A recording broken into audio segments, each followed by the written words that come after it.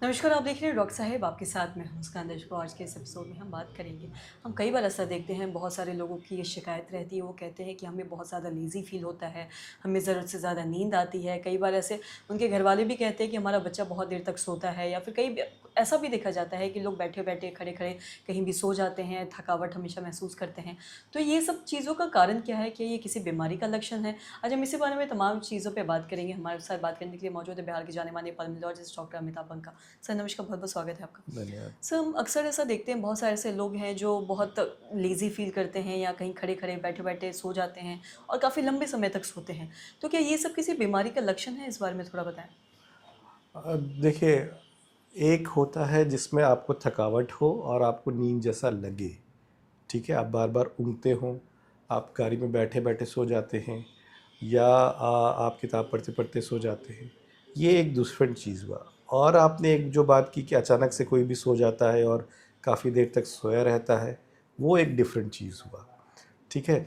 वो एक neurological problem है जो सेकंड वाला है, और पहला वाला जो है वो एक ऑब्स्ट्रक्शन प्रॉब्लम है।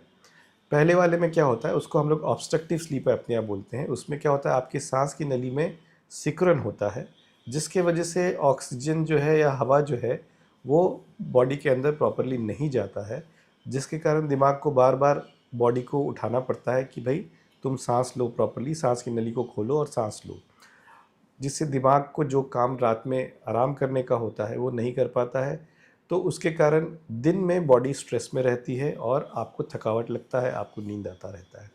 दूसरी जो बीमारी है जिसमें अचानक से कोई भी कहीं गिर के आ जाता है, सो जाता है, उसको नार्कोलेप्सी बोलते हैं। वो एक दिमागी बीमारी है और वो एक गंभीर बीमारी है। इसके लिए तो आपको न्यूरोलॉजिस्ट से तुरंत मिलना चाहिए। पहली बीमारी के लिए पल्मोनोलॉजिस्ट से मिलना चाहिए, वो आपका एक बेसिक जाँच स्लीप स्टडी करेंगे। हालाँकि दोनों टेस्ट के लिए स्लीप स्टडी होता है। तो स्लीप स्टडी करेंगे और आपको उस बीमारी का पता चल सकता है। जी। सर आपने थकावट और नींद की बात की है कि लोगों को थकावट लगता है और नींद आती है।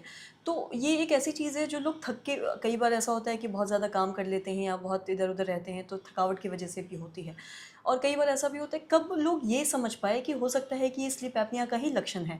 मतलब वो ऐसे क्या पॉइंट्स हैं जिससे लोग देखें और देखिए, समझें? स्लीप एपनिया के कुछ पर्टिकुलर फीचर्स होते हैं, जिसमें एक सबसे इम्पोर्टेंट फीचर होता है स्नोरिंग।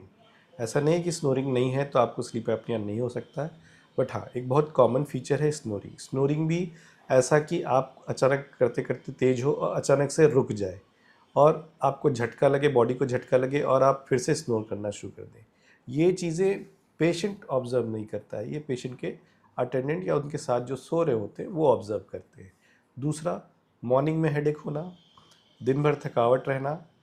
इसमें एक चीज़ बहुत इम्पॉर्टेंट है कि आप रात में जितनी देर सोना चाहते हैं आप सो रहे होते हैं। आपको लगता है कि आप नॉर्मल स्लीप ले रहे हैं, उसके बावजूद आपको थकावट का सिम्पटम होना, दिन में नींद बहुत आना, ये सारे सिम्पटम्स होते हैं।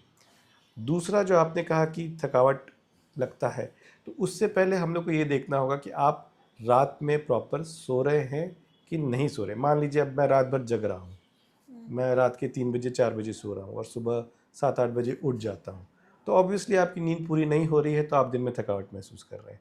पर ऑब्स्ट्रक्टिव स्लीप एपनिया में क्या होगा कि आप एक्चुअल में 6-7 घंटे सो रहे होंगे, उसके बाद भी आपको वो दिक्कतें आएँगी। तो हाँ, दूसरा कि भई अगर जैसा आपने कहा बहुत ज़्यादा काम किया है, बहुत ज़्यादा वर्क किया है, तो ऑब्वियसली थोड़ी थकावट-वकावट उससे 1-2 दिन हो सकती है। आप कोई टूर पे गए हैं, आप घूमने गए हैं जहाँ आपने बहुत ज़्यादा हेक्टिक शेड्यूल रखा है, तो वो थकावट हो सकती है। ये परमानेंट नहीं होती, ये कुछ दिन के लिए होती है, कुछ दिन में आप जब नॉर्मल स्लीप अपना करने लगते हो तो ये रिज़ॉल्व हो जाता है। बट ऑब्स्ट्रक्टिव स्लीप एपनिया वाला जो प्रॉब्लम है, वो आपके नॉर्मल स्लीप के बावजूद भी रिज़ॉल्व नहीं नहीं होता होता। है। जी। सर बहुत-बहुत शुक्रिया तमाम जानकारी देने के लिए। तो आशा करते हैं दर्शकों को जो तमाम जानकारी है आपके लिए लाभदायक होगी। वीडियो देखने के लिए आपका धन्यवाद।